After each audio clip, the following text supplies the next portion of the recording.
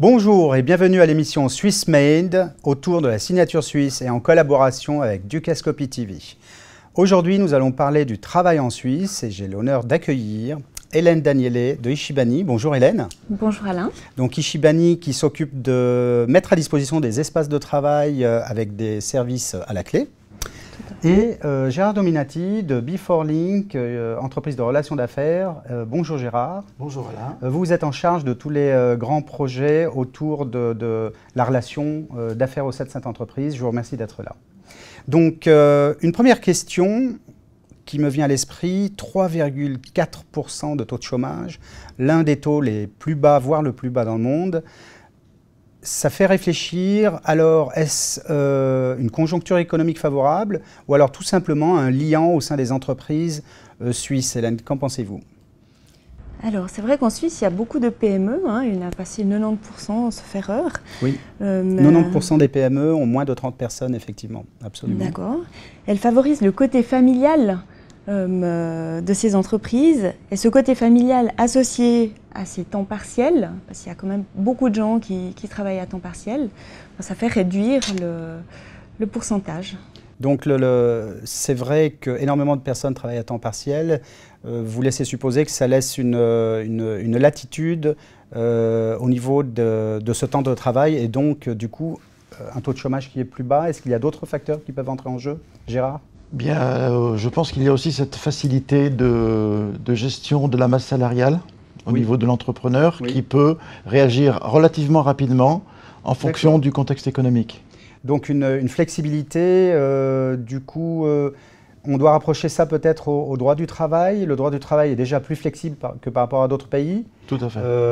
Mais est-ce que ça doit être rattaché aussi à cette notion familiale? Est-ce qu'on se sent plus à l'aise au sein d'une entreprise en Suisse ou... Oui, dans la mesure où la taille de l'entreprise est relativement petite. Réduite, oui. Réduite. Oui. Le lien entre l'employeur et l'employé est beaucoup plus sain. Oui. Et les éléments qui sont mis en avant pour gérer l'entreprise, tant sur la variation de la masse salariale que pour l'employé choisir son entreprise, se font de manière beaucoup plus facile. D'accord, donc en fait, ce n'est pas juste une flexibilité pour l'employeur, mais aussi une flexibilité pour l'employé qui finalement peut se sentir à l'aise de changer d'entreprise ou voire même de revenir dans une entreprise où il a été finalement. Tout à fait. D'accord. Le fait d'avoir quitté une entreprise en Suisse n'empêche pas l'employé de revenir dans la même entreprise. Cette notion familiale, Hélène, vous la voyez comment? Parce que parler de famille au sein d'une entreprise, c'est peut-être un peu fort, mais je pense qu'il y a des raisons à cela. Oui, le fait que les sociétés sont petites, avec moins de 30 employés, on est proche des gens, on comprend les soucis, on est beaucoup plus flexible et tout le monde est motivé en fin de compte. D'accord. Maintenant, par rapport à ce taux-là, je rajouterai un autre chiffre. Souvent, de l'extérieur, le salaire moyen suisse paraît très élevé. Aujourd'hui, effectivement, il l'est sur le papier, mais en réalité, certaines personnes parlent de cadre de vie plus élevé, voire peut-être de productivité au sein des entreprises plus élevées. Comment vous voyez cela, Hélène? Lorsqu'on a un salaire élevé, on exige des prestations élevées également. C'est-à-dire qu'on va demander un service, il faut que ce soit fait impeccablement. Je discutais avec une cliente ce matin qui me disait le prix du train en Suisse est extrêmement élevé par rapport à d'autres pays. Je lui ai dit, mais c'est vrai qu'en Suisse, vous êtes sûr d'arriver à bon port. Il ne risque pas d'y avoir de grève ou comme ça. Donc, on a la qualité. Et c'est vrai qu'en Suisse, on a cette mentalité du travail bien fait. Donc ça rejoint cette notion de qualité, d'exigence et donc du coup de productivité. Au-delà de ça, est-ce qu'il y a d'autres éléments qui peuvent expliquer cette variation de salaire, peut-être par rapport à d'autres pays où les salaires sont plus bas et peut-être les charges ou le cadre de vie plus bas? On va dire que c'est en fait une réaction en chaîne. Les salaires sont plus élevés parce que le niveau de vie est plus élevé. Pourquoi le niveau de vie est plus élevé? Parce que le niveau de qualité exigé en Suisse est plus élevé. Et que pour faire quelque chose de qualité, il faut plus de temps.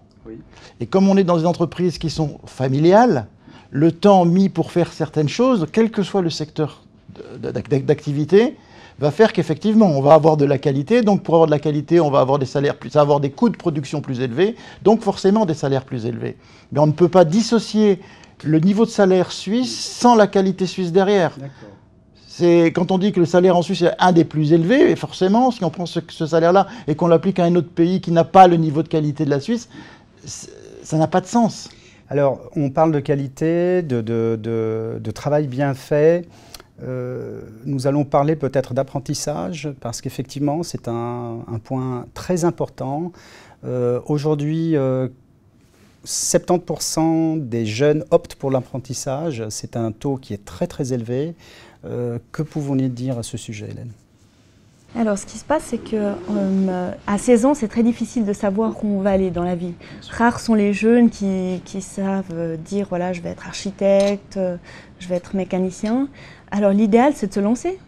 Lorsqu'on est jeune, on a la force, on n'a peut-être pas forcément l'envie, mais il faut tester.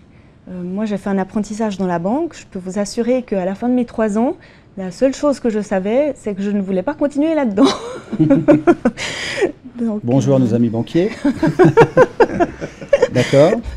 Donc, à 16 ans, il y a à ce moment-là, du coup, peut-être une meilleure connaissance de la réalité du monde du travail et de l'entreprise, finalement. On va dire que je vais un peu rebondir sur ce qu'a dit Hélène. Oui, ça permet justement aux jeunes de choisir leur voie, oui, avec le droit de se tromper. D'une part. Deuxièmement, si on en revient au côté familial de l'entreprise, c'est vrai que l'ambiance dans les entreprises favorise cette envie de faire ses apprentissages. Oui. Donc pour moi, c'est un tout. Et si on prend les choses depuis le début, ça veut dire que la notion d'entrepreneuriat est à la base, comment on va dire ça, fait partie de l'éducation presque. Dans la mesure où on commence déjà par l'apprentissage dans une entreprise familiale, oui, même si ce n'est pas la nôtre, oui, en grandissant quelque part, on reste attaché à cette mentalité et à cette notion de famille dans les entreprises qui explique la diversité des entreprises en Suisse. Et finalement, c'est intéressant puisque nous parlons de la notion de travail en Suisse. On garde cette image de rapport employeur-employé. Vous avez parlé d'entrepreneuriat, je rebondis là-dessus. Être apprenti ou être dans des entreprises où cette notion de famille est importante, ça devrait mettre en avant aussi cette notion d'entrepreneuriat. Être entrepreneur en Suisse est un point qui finalement est très important. Nous avons énormément d'entreprises qui naissent tous les mois au sein de tous les cantons. On pourrait aller jusqu'à dire que ça rend quelqu'un entrepreneur dans l'âme, autonome. Je ne pense pas qu'il faille généraliser. Oui. Il y a des gens qui vont avoir une formation, qui vont vouloir grandir, et d'autres qui vont se dire, écoutez, à la fin de l'apprentissage, ça ne m'a pas convenu, je préfère intégrer une grosse structure. Et puis tester à nouveau. Moi, je connais plein de personnes qui ont fait plusieurs apprentissages. Et ça permet d'avoir en tout cas un CFC. Et le CFC est très reconnu en Suisse, ça clairement. Eh bien merci. Merci pour ce débat. Merci Hélène Danielé de Ishibani. Merci Hélène. Merci. Et merci Gérard Dominati de Beforling. Merci Gérard. Merci. Eh bien, vous étiez avec nous pour cette émission Swiss Made autour de la signature suisse et en collaboration avec Dukascopy TV.